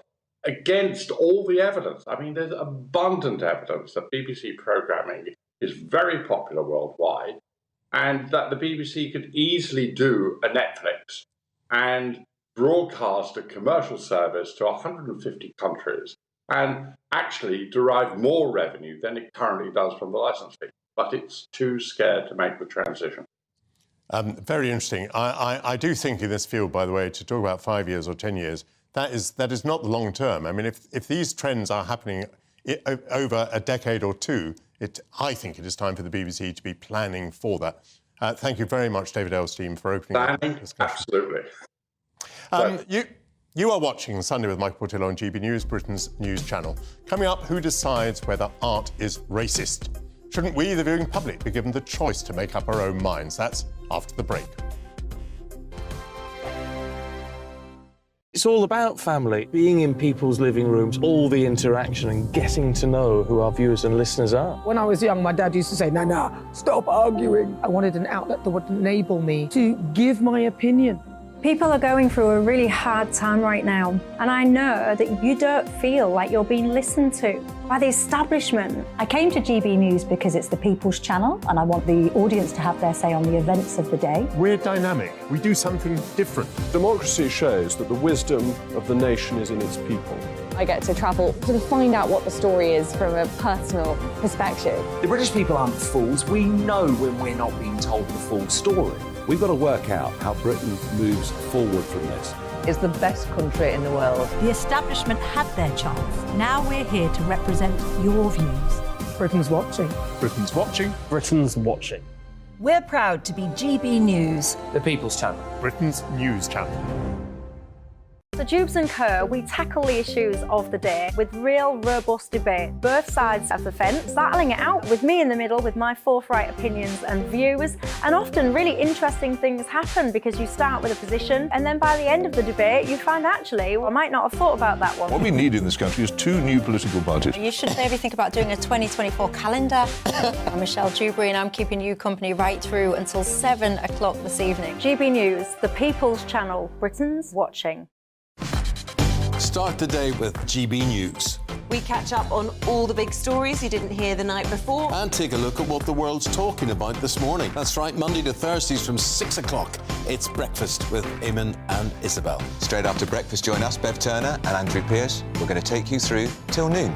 We'll be tackling the big topics of the day, including the things that the other channels just won't talk about. If it's happening here. Wake up to mornings on GB News, the People's Channel. Britain's news channel.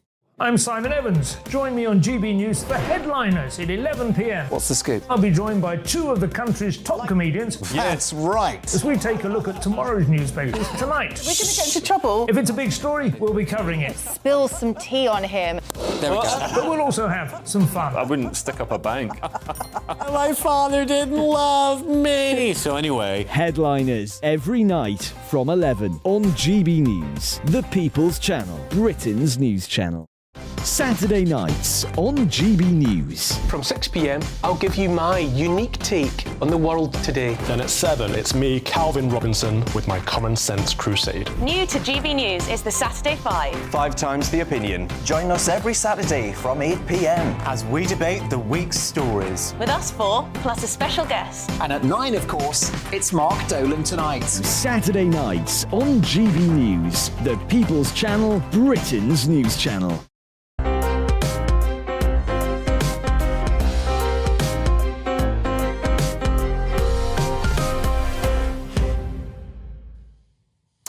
Welcome back. It was previously described as racist, and now curators at a Cambridge museum have removed it from public display.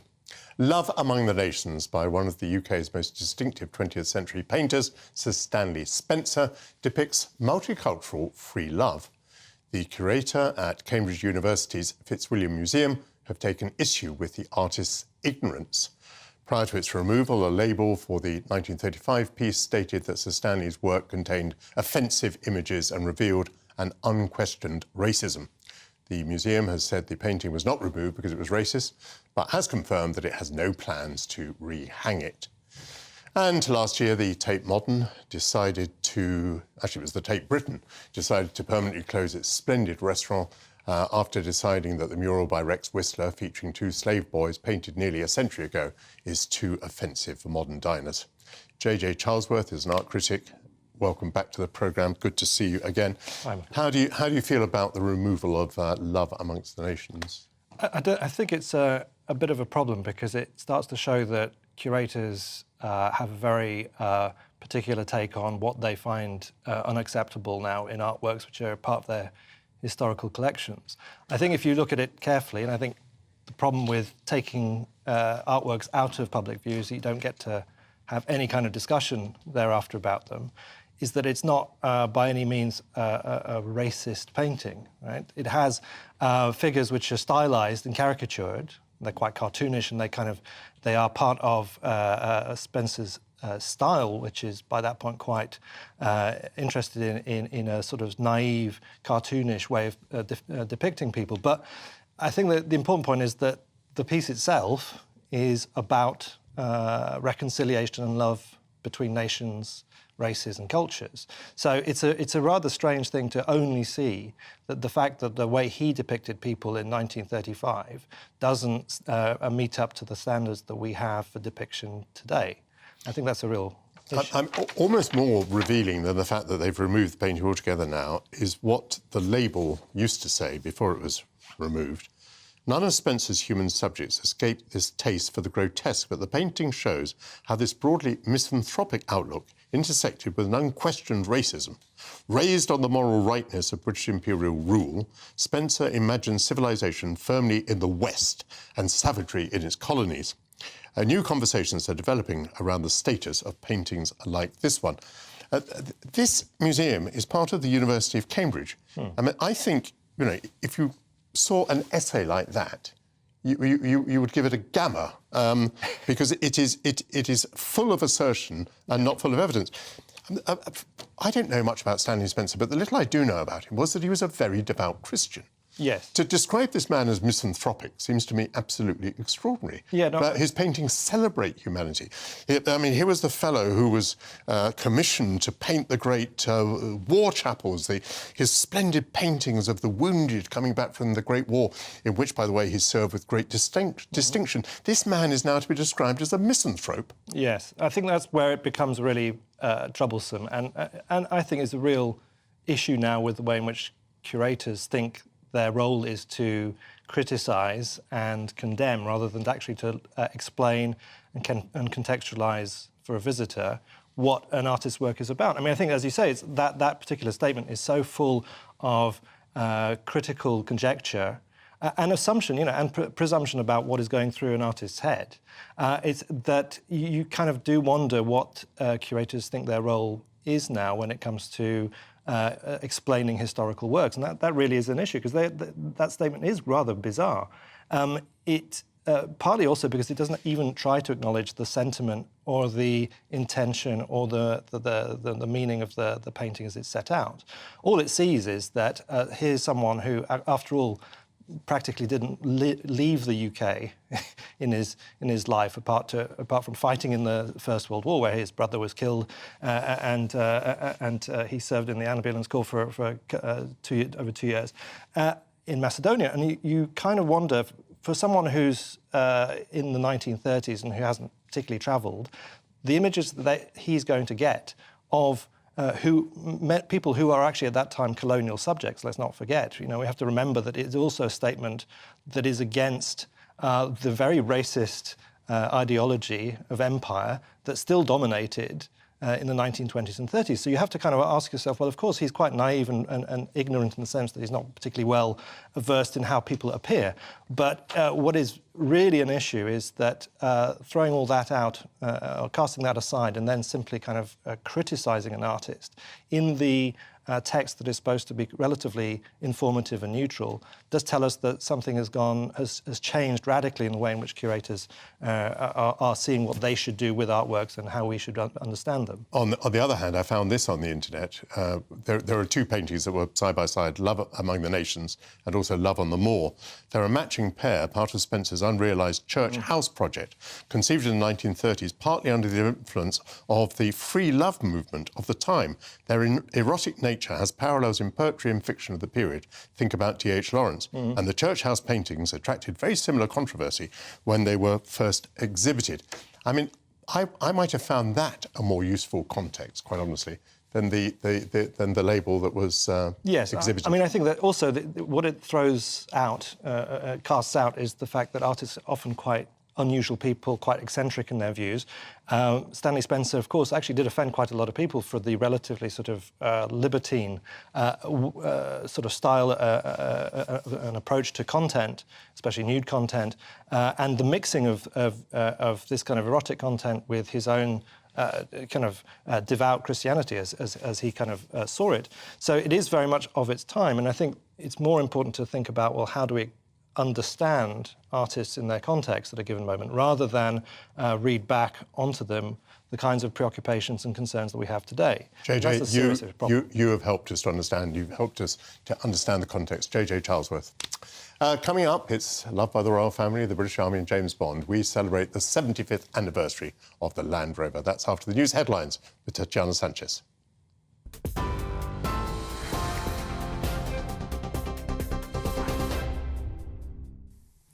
Michael, thank you very much. This is the latest from the GB Newsroom. The Red Cross has sent planes with medical supplies to the port of Sudan. That's following the final evacuation flight carrying British nationals that departed Khartoum late last night. Deputy Prime Minister Oliver Dowden said rescue operations ended following a significant decline in the number of British nationals coming forward to flee. Nearly 1,900 people on 21 flights have been evacuated. However, there are still thousands of British citizens stuck amid fighting. NHS nurses across the country will walk out from 8 o'clock this evening in a 28-hour strike over pay. In a ballot earlier on this month, 54% of RCN members rejected the government's offer of a 5% pay rise from April. Great Ormond Street Hospital is among organisations where nurses have agreed to keep limited staff on after voicing serious concerns about patient safety during the walkout. NHS England is urging the public to use the health service wisely. It said emergency and urgent care would remain the priority. 5 people, including an 8-year-old child, have been killed in a shooting at a home in Texas. Officials from the San Jacinto County Sheriff's Office attended the scene after they received a call about harassment. Several victims had been shot by the time police arrived. The suspect is armed and still on the run. The British Army has begun rehearsals for the coronation of King Charles. Soldiers from all divisions of the armed forces have gathered at training areas across South London to prepare for the event. They've flown home from operational duties or training exercises from as far as Cyprus, Iraq, Kenya and Estonia to represent their regiments and corps at the event.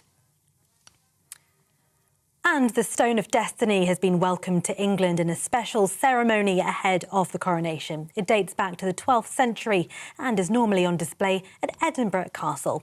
It will sit under the King's throne next week and has been used in coronations for nearly 1,000 years. TV online, DAB Plus Radio and on TuneIn. This is GB News. Now it's back to Michael.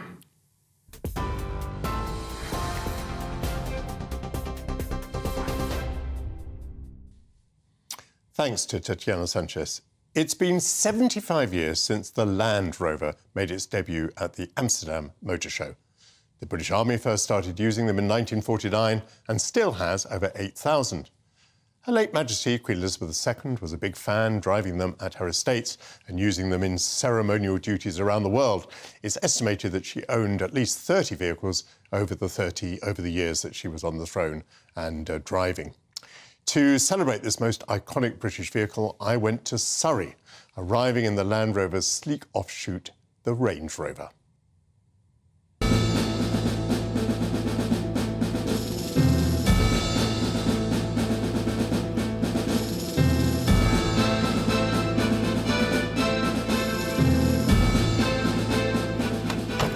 "75 years since the Land Rover was unveiled at the Amsterdam Motor Show, and they've been beloved by farmers, by the British Army and by the royal family. Oh, and by producers of James Bond movies. This appeared in one, and a total of 7 films have featured Land Rovers and Range Rovers. I'm here at Dunsfold in Surrey, where a collection was begun by Brian Bashall all the way back in 1968. I'm here to meet Richard Beddle, a trustee of the Dunsfold Land Rover collection. Richard, here we are celebrating 75 years of Land Rover, and it looks to me as though this is quite an early model. It's a very early model. It's a 1949, and apart from being a 1949, it is rare in that it's fitted with a Rolls-Royce 4-cylinder engine. The British Army decided that they'd like to try and have an engine that they had spare parts for, and tried to fit it in 1 or 2 Land Rovers, but in fact it didn't work very well. And we've got the only example that's known of the 30 that were built. How was the Land Rover devised in the first place? The Wilkes brothers, who owned the Rover Car Company during the war, made aircraft components. And at the end of the war, they had a wonderful workforce, they had a wonderful building, and they couldn't get enough steel to build motor cars other than for export. And so they said, well, what do we do? How do we get this wonderful company going again? And they bought a Second World War Jeep, and they took it to Anglesey, where they had a holiday house, drew a picture of what they thought the Rover for the land might look like, and make it a bit more useful than a Jeep by having an open back that farmers could use and that sort of thing. And that is how the Rover for the land started. And they thought, we'll just build these vehicles for a couple of years until we can get back to car production. And then eventually the British Army gave them an order for 1,000 vehicles, and they suddenly thought, well, actually this Rover for the land might be better than we thought. Sounds like it was an instant success then, was it? Oh yes. They were very, very attractive to farmers in particular. The farmers didn't have a small vehicle that they could take across the fields and work with, and that's why the Land Rover became so popular. The Series 2, when is that in production? 1958, the Series 2 first appeared. So place the Series 2 for me in the history of what it is to be British, really. Well, it's the Land Rover. It's the Land Rover that most people on this earth recognise. Her Majesty the Queen used to drive a Land Rover regularly. I saw some wonderful pictures the other day in Niger of Series 2 Land Rovers that are still being used every day. They haven't got wings on and they've got different size wheels, but the Series 2 keeps going, and the Series 2 is a vehicle that everybody drives. Farmers love them. The army quite likes them. They're a terrific car. What did the British Army make of the Land Rover? The British Army had the Land Rovers right the way through until very recently. They are very strong, and they can use them for anything they want. They're like Meccano sets. You know, you can, if you've got one with a hard top, you can take it off. If you've got one with a soft roof, you can take that off and put a hard top on. If you don't want a roof at all, you just take it off and it unbolts. You can mend, they always used to say, you can mend a Land Rover with an adjustable spanner and a screwdriver. Some of these cars come to you in pretty poor condition. Who restores them? The trustees of the collection arrange to have them restored, generally by friends of the collection, and Philip Bashall, who is the curator here, organises that for them to be restored and repaired and kept running. Well, this is a different kettle of fish, obviously a militarised vehicle. What's the story on this one? This is known as a Pink Panther for the obvious reason that it's painted pink.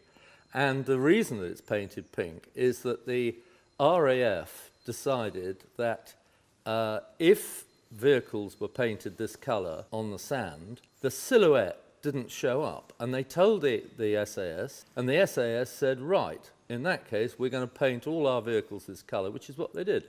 It was effective, was it? Terribly effective. And this particular vehicle is one of a batch of vehicles which was designed to be able to sustain 3 men for 3 weeks with everything that was carried on it. That is sensational. It is. This vehicle must have had some adventures. Can you tell me about them? We know a lot of adventures which we're not allowed to talk about. So this would be one of the gems of your collection. Maybe the moment to talk about the collection. Why does it exist? In 1968, when we started the collection, we realised that although Land Rover was only 20 years old, they didn't realise that they had a history, and that they were making the most wonderful vehicles which were about to be scrapped. And so occasionally we get a phone call from the chief engineer, a wonderful man called Tom Barton, who'd ring up and he'd say, can you come up to the factory, please, in the next 2 or 3 days? There's a vehicle that needs saving. So we used to go up to the factory, pick them up and tuck them away, and that's how we've built up the collection over the last umpteen years.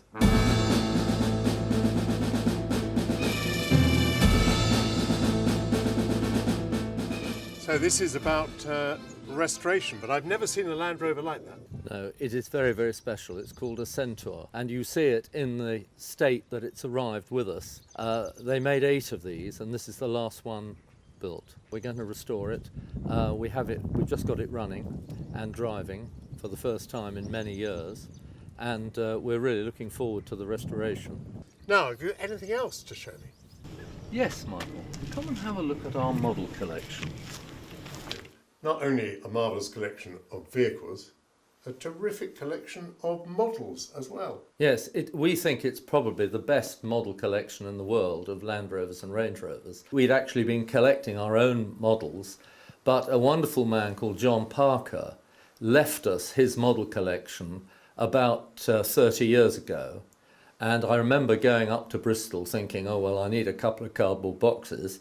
And it filled an entire Land Rover. And it's right to call them models, not toys, is it? Yes, please. How would you summarise? What is the point of the collection? First of all, we have saved unique, and I can use that word, unique Land Rovers, Range Rovers and Discoveries and Freelanders from being scrapped. Cars that were one-offs built by the factory and which we've saved. We've also saved many other cars which have been used for very special events. And what about the future of the collection? We're a charity. We have a lot of sponsors, a really large number of sponsors, and we have friends of the collection who support us. We are finishing off this building as a museum, and that will enable us to invite groups of people to come and visit the collection over the next at least 100 years. So the public will be allowed to see the collection? Correct. It's been great being here, thank you so much. I need to go back to the railway station. Do you have a vehicle spare at the moment? Oh, I think we might find something interesting for you, and thank you very much for coming and seeing us. I've really enjoyed it. Thank you. Ah, this looks just the ticket. I've certainly enjoyed my visit. Thank you so much, and best wishes for the future. Thank you. It's been a great pleasure. Railway station, please.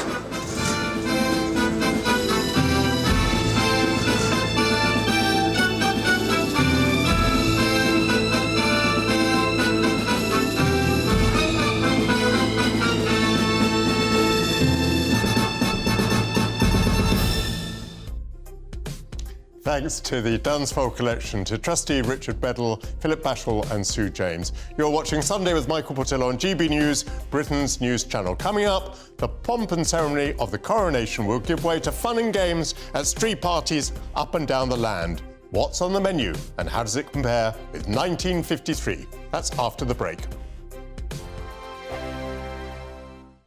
I joined GB News because I was sick and tired of not hearing my views being represented, not just mine, but so many people that I knew and spoke to. I just couldn't get my voice out there. I couldn't say anything. I couldn't do anything. Whatever the narrative was, I kind of had to follow it. GB News is there to provide a voice for those who have been ignored by the establishment media. We think different things, we've got a different style. GB News is here to be optimistic and positive about the future. It's real kind of dynamic and flowing, with the audience very much at the heart of it, like a big family.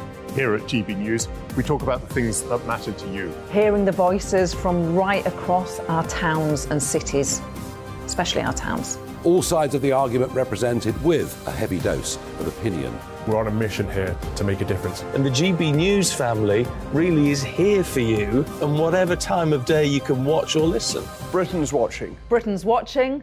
We're proud to be GB News, The People's Channel. Britain's news channel. Westminster is going around in ever-decreasing circles, followed by the media. Britain is broken. How on earth did we get into this mess? But more importantly, how do we get out of it? Join me at 7 p.m, Mondays to Thursdays on Farage, here on GB News. We will have open, rational debate. We've got to work out how Britain moves forward from this. Join us here on GB News, the People's Channel. Britain is watching. You've probably seen politicians interviewed 1,000 times, but we do it differently. We find out who they really are, we don't shout, we chat, and hopefully we bring a bit of light, not just heat. Did you know Kate Moss? Apparently. Do you have a pair of jeans or a pair of jeans? No, of course I don't. What would I do with them? My friends are like, oh my God, what's she doing now? Join me every Sunday at 6 for Gloria Meets, only on GB News, the People's Channel, Britain's news channel.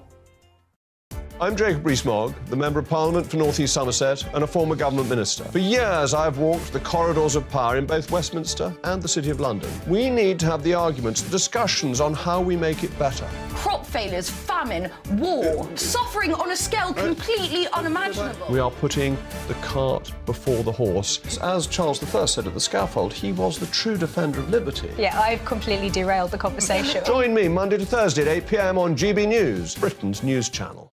New to GB News is the Saturday 5. Join us every Saturday from 8 p.m.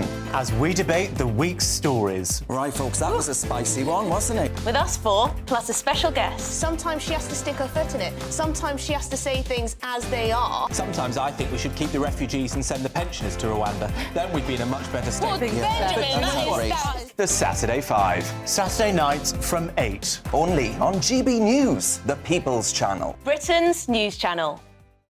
Is watching.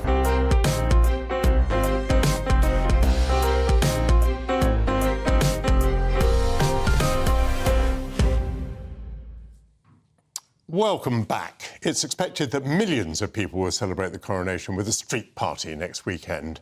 From the Coronation Big Lunch Initiative to simple community get-togethers, food and drink will be at the heart of people's celebrations. So how does 2023 compare to the Queen's coronation in 1953? C.J. Jackson, director of Seafood by Design and one of the authors of the Ration Diet book, is here, and she knows best. It's so lovely to see you again. Welcome. Thank you very back. much. So once again, you have been delving into history. That's what you like to do, isn't it? Yes, very interested.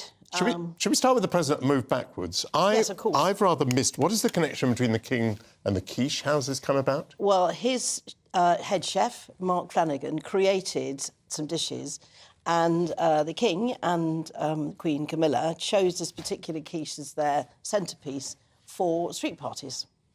It is, very simply, it's very seasonal. It's got broad beans and spinach in there, and cheese, egg and cream in a pastry crust. And I've cut you a little piece. I made it yesterday, and I'm interested to know what you think about it. And just while I'm chewing and won't be able to speak, tell us how difficult or easy it is to make. Very easy to make. I'm cheated yesterday and I didn't make my own pastry. It does take a little bit of patience, but I doubled up the recipe really easily, and that's going to feed easily 8 to 10 people. It's really good, actually. Oh, good, OK. I'm enjoying the spinach. Plenty of spinach in there. That's really lovely. I wonder whether British people knew what a quiche was in 1953. I remember I saw it on a school menu when I was about 10, and I went home and I said to my parents, what is this thing? Didn't even know how to pronounce it, I don't think, quiche. Do you think we knew what quiches were in 1953? Perhaps the very well-travelled did. Well-travelled, and you've been to France and quiche Lorraine, this is exactly what you'd have had. But I think this is, it's just, we're familiar with it. It's very seasonal. I do wonder about children, though. I'm not sure children, broad beans in there and spinach. At 6, I would have been, I don't think that's for me. But I put some really, really good cheddar cheese in there, and I think it gives it a bit of a kick. Is Popeye not popular these days? Do they not understand what spinach does for you? Well, a chap when I came in said, oh, spinach, I'd have eaten it because it's Popeye. So it'd be interesting to see. But if it's seasoned well and got really decent cheese, I think it's a really good option. In front of you is a yellowish dish, and that's got to be coronation chicken, hasn't it? It is coronation chicken. It was designed by the Cordon Bleu School, who I worked with 40 years ago. And they created the dish to be served to the dignitaries who'd been invited to the coronation at Westminster Hall. So there's lots of recipes. It's still a popular thing. I was in a major retailer on my way in, and they had coronation chicken sandwiches. So it's still a very popular thing. And there's lots of variations, but the original recipe had loads of apricots in it. Really? Yeah, apricot jam. I think they put in other bits and pieces now, but it's apricots. And they had a sauce made of red wine and curry, and then in whisked mayonnaise. It's got a very, very distinctive flavour for the true recipe. But that's what would have been served. And in those days, chicken was an expensive dish. I mean, in 1953, there was still at the end of rationing, but it was considered to be a real treat. I believe there are now 32 billion chickens in the world, so I'm sure they well outnumber human beings, poor things. What have we got there? Right, the Cordon Bleu also created this so that Prince Philip didn't feel left out. This is mushroom filet, which is red wine and mushrooms cooked in red wine and thyme, and it was served as a little starter. And I actually love it. Look how red those mushrooms are. Yes. So I mispronounced this earlier. I called it mushrooms Philip, assuming it was Prince Philip. But I suppose it was. But you pronounce it Philippe, do you? Yes, a mushroom Philippe. So, and everything with Philippe now has red wine and thyme and onion and shallots in there. There are plenty of flavours in there. Yes. And you obviously have to like mushrooms to begin with. Now, this is not what I expect from you. That's surely not haute cuisine over there. No, it's not haute cuisine. But if you were queuing in the pouring rain to see the Queen's coronation, the Women's Voluntary Service took round sandwiches to feed the masses, and they had typical things like cheese and pickle, ham, but also potted meats and potted fish, and that is potted sardines with tomato. It's still very popular. Sardine and tomato paste. And then that one's a beef one. So if you were on a street party, you may well have had sandwiches with white bread on with these paste and custard and jelly. Well, I certainly used to eat these when I was a kid. You can still get them then? Yeah, absolutely, yes. I didn't have to look far yesterday when I went into the... They had a very distinctive lid, I remember, which had a little sort of rubber seal inside it. Yes, to seal I was very intrigued by that. But anyway, yes, that was the meal of the masses. I might just take a tiny bit off the top without the bread, just to take myself back to the 1950s with a little. Exactly. I remember having those on a Sunday afternoon with buttered toast, and I remember eating it, and it just is something of our past. But it's still readily available in all the major retailers. It's highly evocative. It's like I've forgotten what I was going to say. Who had the Madeleine? Never start a sentence when you it just immediately transports us back. That's what I meant. Yes. À la recherche du temps perdu. That's what I meant. In the search of lost things, the Madeleine cake takes you back to your childhood. Meat paste does the same. Lovely to see you. Thank you, CJ. Thank you so much. And Emily Carver's up next. Hello. Now. Nice picnic. Yes. Oh, thank you so much. Yes. You're going to be swimming in very hot water shortly, aren't you? You're going to be doing something very controversial on your programme, aren't you? Well, we are going to be going live to Kelly J. Keane, the women's rights campaigner and self-proclaimed TERF, trans-exclusionary radical feminist, I think. Is the acronym. We'll be going to her. She's in Hyde Park. She's holding one of her rallies, and there may well be some counter-protests. So we'll be speaking to her live from there after she's delivered her speech. We'll also be asking my big question of the day: will you be pledging allegiance to King Charles next Saturday at the coronation? He's inviting us all to. The Archbishop of Canterbury is inviting us all to. But will we be doing it? Is it a bit naff or is it a nice thing? I am a Privy Councillor, so, of course, I have taken a very long and very secret oath. I took it to Her Majesty the Queen, of course, because it was some years ago. So there's hardly any doubt that I will be pledging allegiance to the King. And it seems to me, of course, it isn't to the King in person, it isn't to King Charles himself. It's a way of pledging allegiance to the Crown, to our system, to our belief, to our democratic values and everything else. Emily Carver will be here in just a moment. Thank you very much to all my guests this week. I won't be here next week, unfortunately, but Arlene Foster will be here. You can have Sunday with Arlene Foster. So I'll be back in 2 weeks' time. Until then, I have to say goodbye and have a wonderful coronation street party. Enjoy your quiche. It's for real people, men and women. Hello and welcome to your latest weather update from the Met Office. I'm Marco Pitagna. We'll see some showers across the UK over the next couple of days, but things will start to quieten down towards the middle of the coming week before further rain arrives from the southwest later. It's this area of low pressure, this secluded front, which is bringing these showers at the moment, but notice that build of pressure from the west as we go towards Tuesday and Wednesday, promising to bring more in the way of dry and bright weather to the UK. Looking at things in more detail then for the rest of this afternoon, and we have a thunderstorm warning in force across Northern Ireland and the south of Scotland. Could be some quite intense downpours here. Showers elsewhere towards the north and west of the UK. Could also affect the 10 Tors, for example, down across Devon there this afternoon. The best of the sunshine reserved for the southeast of England. And here we'll see the best of the temperatures, up to 18 or 19 Celsius. 19 is 66 in Fahrenheit, but always cooler towards the far northeast of the UK. As we go through the evening into the overnight period, the showers will tend to migrate their way eastwards, becoming more focused across central and eastern parts of the UK, with some showery rain also developing across the north of Scotland by the morning on Monday. Out towards the west, some clearer spells, and rurally temperatures could get down into low single figures, but on the whole, it stays fairly mild at 6 to 11 Celsius. As for Monday, well, most of the showery activity will be across central, eastern parts of England. Also some showery rain working its way southwards across the mainland of Scotland. Elsewhere, though, more in the way of sunshine around, particularly out towards the west. A better day here, certainly than on Sunday. And in the sunshine, temperatures once again doing fairly well for the time of year, peaking in the high teens Celsius. Down towards the southeast, we could well see a high again of 18 or 19 Celsius, but staying chilly towards the far northeast of the UK. Into Monday evening, those showers will start to ease from eastern parts, and we'll see more in the way of clear spells developing out towards the west and northwest of the UK as a ridge of high pressure starts to build in. And that settles the weather down as we go into Tuesday and Wednesday. More in the way of sunshine generally developing across the UK, and temperatures doing quite well still across the south of the UK certainly, with some rain approaching from the southwest though as we head into Thursday. That's it for me. I'll see you soon. Bye-bye. I'm Andrew Doyle.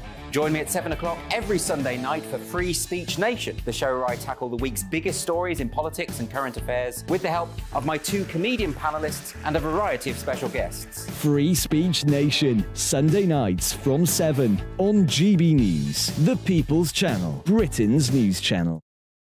You've probably seen politicians interviewed 1,000 times, but we do it differently. We find out who they really are, we don't shout, we chat, and hopefully we bring a bit of light, not just heat. Did you know Kate Moss? Apparently.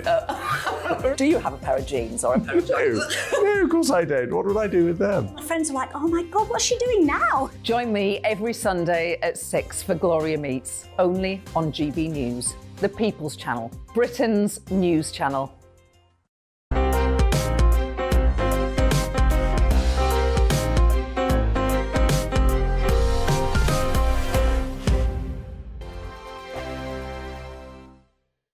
Monday to Thursday nights on GB News. At 6, it's Dubes & Co. 7 o'clock, Farage. At 8,